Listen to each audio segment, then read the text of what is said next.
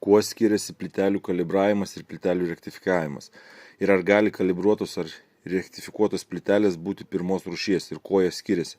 Norime jums atsakyti jums rūpimą šį klausimą. Pirmos rūšies plytelės gali būti kalibruotos ir rektifikuotos, tačiau jos sąvoka reiškia skirtingus dalykus ir svarbu jas atskirti.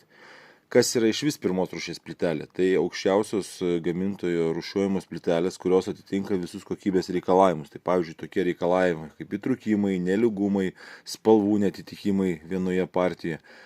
Išlaikyti matmenų nuokrypiai, kurie pritaikyti yra tam tikram ISO standartui, kurį reglamentuoja tam tikras gamintojas. Pavyzdžiui, lenkai, ispanai, portugalai naudoja skirtingus ISO standartus.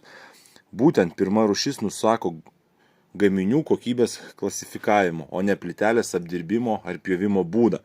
Pagrindinis skirtumas tarp plytelių kalibravimo ir rektifikavimo yra tas, kad kalibravimas yra procesas, kai plytelės rūšiuojamos pagal tam tikrus dydžius ir matmenis, o rektifikavimas yra plytelių kraštų apdirbimas, siekiant tam, kad tie matmenys būtų tikslus ir visi vienodi. Kas yra kalibravimas ir kokios plytelės yra kalibruotos? Kalibruotos plytelės yra tokios, kurių dydis yra išrūšiuojamas pagal matmenų tam tikras grupės po plytelių degimo. Plytelės degimo metu gali truputėlį skirtis, todėl būtent yra atliekamas tas kalibravimas. Pavyzdžiui, vietoje 60x60 cm gali būti 59,7 ant 59,9 cm. Dėl to gamintojas jas rūšiuoja pagal tam tikrus skirtingus kalibrus. Pavyzdžiui, yra nustatomas koks nors kalibro numeris, pavyzdžiui, 10 ir pagal jį būtų visos plytelės rūšiuojamos pagal matmenį, kuris yra 59,7 ant 59,7 ir ant pakuotės būtinai turi būti nurodomas kalibras tam, kad būtų vienodos partijos kalibruotos plytelės. Jeigu plytelės nėra rektifikuotos, labai svarbu pirkti visą vienodą kiekį, kad kalibro skaičius sutiktų. Kitaip atsiras matmenų skirtumai tarp plytelių ir montavimas bus sudėtingas.